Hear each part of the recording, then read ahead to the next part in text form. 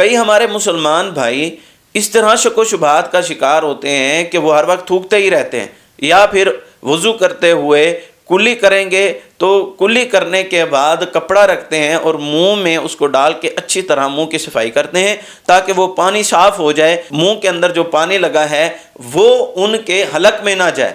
تو یہ شدت ہے۔ اگر اتنی زیادہ سختی ہوتی، آپ صلی اللہ علیہ وسلم اپنے صحابہ کرام کو یہ ضرور درس دیتے ہیں۔ تو منہ کے اندر یہ تھوک ہونے کی وجہ سے اگر وہ بندہ نکل لیتا ہے تو اس کی وجہ سے روزہ باطل اور فاسد نہیں ہوتا۔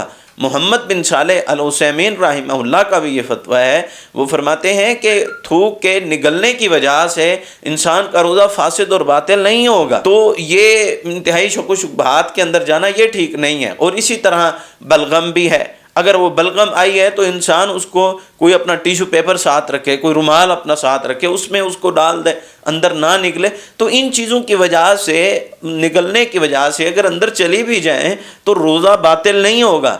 تو اس کے اندر شدت کو برتنا جو ہے یہ ٹھیک نہیں ہے، اپنے اوپر ایک تکلیف ہی ڈالنا ہے، مشقت کو پیدا کرنا ہے اپنے اوپر، تو یہ ضروری نہیں ہے۔ تو آپ نے کلی کی ہے تو کلی کرنے کے بعد آپ اپنے تھوک کو جتنی مرضی مرتبہ اپنے منہ کے اندر لے جائیں تو اس کی وجہ سے آپ کا روزہ فاسد اور باطل نہیں ہوگا۔ اس میں کسی قسم کی بھی شک و شبہات کے اندر پڑنے کی کوئی ضرورت نہیں ہے۔